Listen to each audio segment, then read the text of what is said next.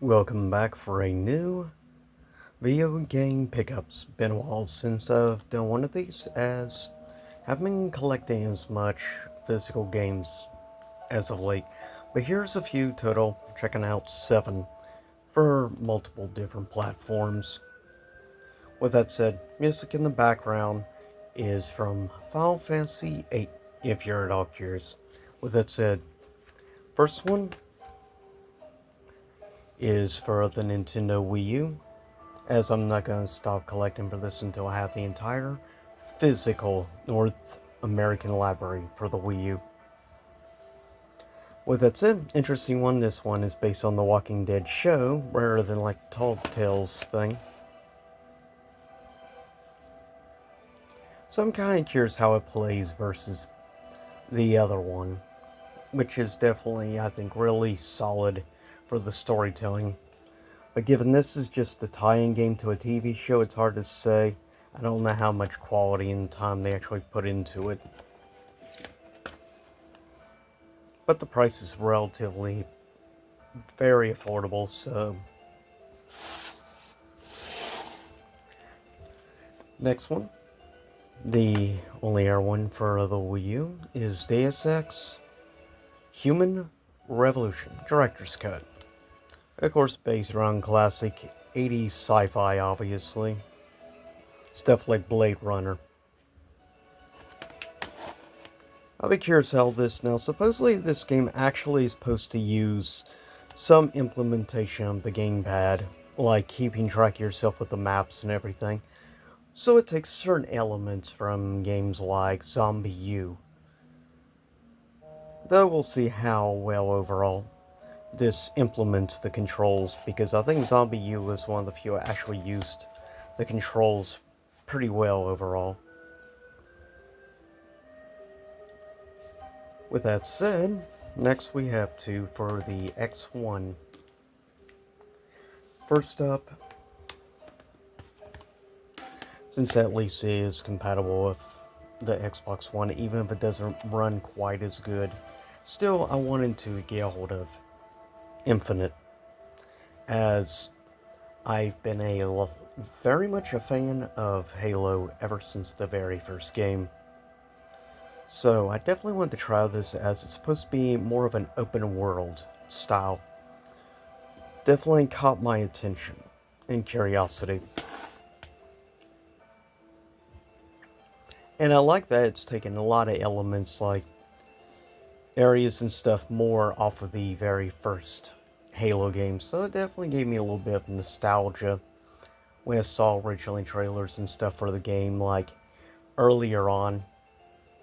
And seeing stuff that remind me of the first game definitely hits harder for long-time fans. But I definitely think it makes a very good addition. The only other one, Microsoft-wise, Star Wars Jedi Fallen Order, which I found this at GameStop not too long ago, and I believe, including discount, you're looking at $9, and that is it. Which is very good if you ask me.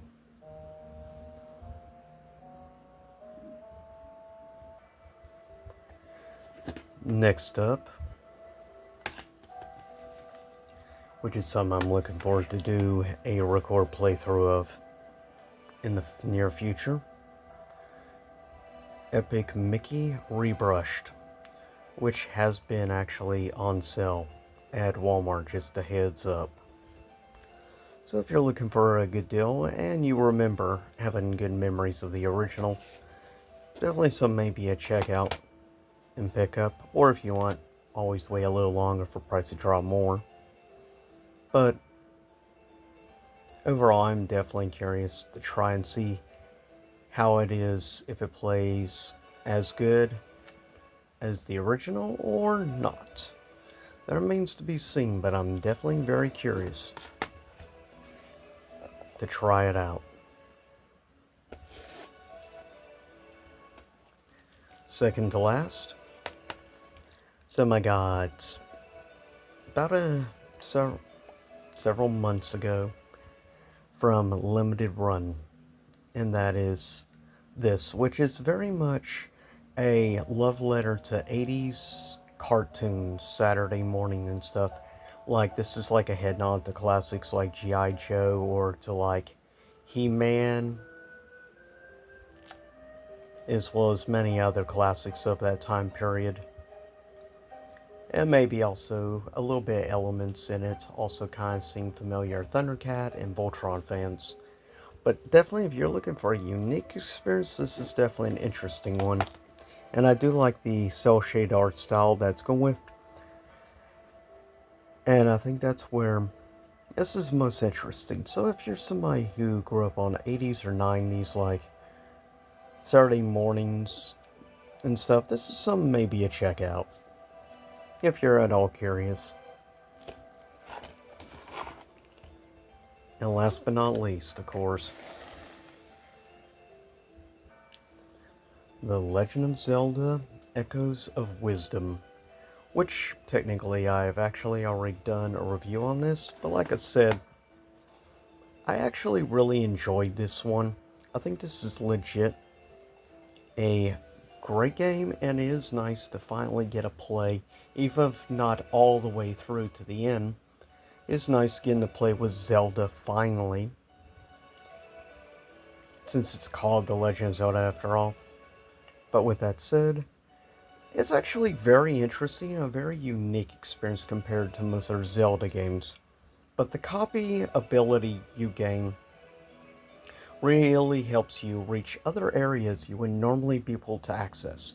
So in that aspect, it kind of takes elements of actually games like Pokemon, as you have to get specific type of abilities and equip to Pokemon to access areas. Like Strength, Flying, Surf. Definitely kind of cool taking certain elements that remind me of Pokemon and combining it in with elements of Zelda. It's actually pretty cool and unique experience compared to many other definitely modern Zelda games. With that said, I'll see y'all next time and stay safe out there, everyone.